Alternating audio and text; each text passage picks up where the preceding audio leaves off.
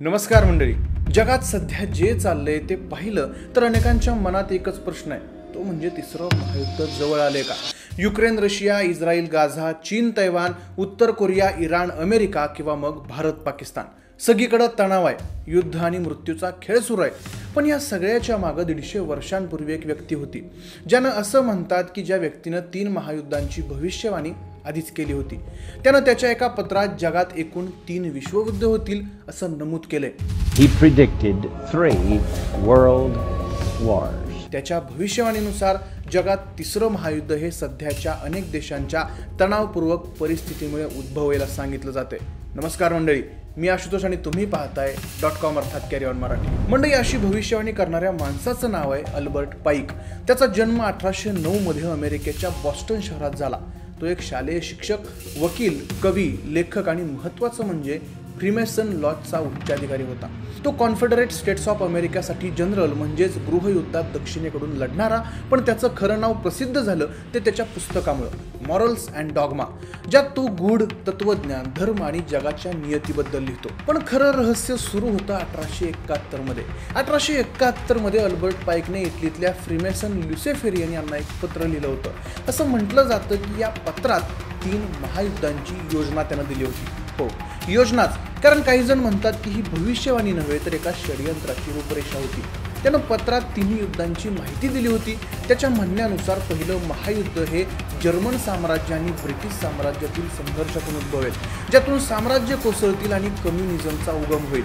पहिल्या महायुद्धानंतर तसं झालं सुद्धा. दुसरं महायुद्ध हे फॅसिझम विरुद्ध झायोनिस्ट चळवळीमध्ये होईल. यात हिटलरचं नाव सुद्धा त्यानं घेतलं नव्हतं, पण हिटलरशी मिळतं जुळतं वर्णन केलं होतं. त्यामध्ये जूनचा इस्रायल नावाचा देश तयार होईल असंही म्हटलं होतं.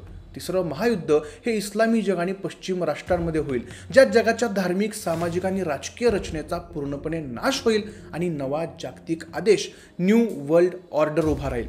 त्याच्या भविष्यवाणीनुसार तिसऱ्या युद्धात कोणीही जिंकणार नाही किंवा हरणार नाही, दोन्ही बाजू उद्ध्वस्त होतील. ही माहिती विल्यम गाय कॅर नावाच्या कॅनेडियन नॅव्हल ऑफिसरने 1958 मध्ये पॉन्स इन द गेम या पुस्तकात प्रकाशित केली. तेव्हापासून हे प्रकरण लोकांच्या लक्षात राहिलं. पण सध्या ते पत्र कुठे याबद्दल कोणतीही माहिती अस्तित्वात नाहीये. अनेक लोकांच्या म्हणण्यानुसार 1977 पर्यंत हे पत्र ब्रिटिश म्युझियममध्ये होतं, पण त्यानंतर आश्चर्यकारकरित्या ते गायब झालं. ब्रिटिश म्युझियमला विचारणा केली तर त्यांनी अशा प्रकारचं कोणतं पत्र आमच्याकडे नव्हतंच असं सांगितलं. इतिहासकार म्हणतात की या पत्राचा कोणताही मूळ पुरावा आजपर्यंत सापडलेला नाहीये. ना ते मूळ पत्र सापडले, ना त्याचं स्कॅन, ना फ्रीमेसनच्या कोणत्याही अधिकृत नोंदीत या पत्राचा उल्लेख आहे. त्यामुळे बऱ्याच जणांचं म्हणणं असं आहे की ही पत्रकथा एक षडयंत्र सिद्धांत आहे, जी लोकांच्या मनात भीती, रहस्य आणि चर्चेचा विषय बनवतं. तरीही इतिहासात पहिल्या 2 महायुद्धांनी ज्या प्रकारे घडामोडी केल्या त्या या कथित वर्णनाशी आश्चर्यकारकरित्या जुळतात, हे मात्र खरं. आता 2025 मध्ये जगात चाललंय काय? युक्रेन रशिया युद्ध दीर्घकाळापासून सुरू आहे. इस्रायल आणि पॅलेस्टाईनमध्ये पुन्हा एकदा तणाव शिगायला लागलाय.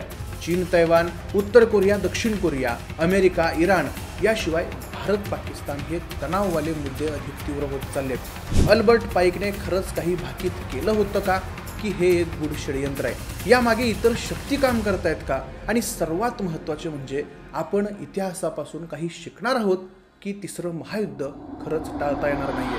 मंडळी, तिसऱ्या महायुद्धाबद्दल तुमची काय मत आहेत ते आम्हाला कमेंट्स करून नक्की सांगा. या पाईकबद्दल तुम्हाला काय वाटतं ते आम्हाला कमेंट करून नक्की सांगा. आणि आपला आजचा व्हिडिओ आवडला असेल तर व्हिडिओला लाईक करा, तुमच्या मित्रांपर्यंत व्हिडिओ नक्की शेअर करा आणि अशाच गूढ विषयांवरती व्हिडिओ पाहण्यासाठी आपल्या कॅरी ऑन मराठी यूट्यूब चॅनलला सबस्क्राईब करायला विसरू नका. भेटूयात अशाच नवीन व्हिडिओच्या माध्यमातून. तोपर्यंत काळजी घ्या, सुरक्षित राहा. धन्यवाद.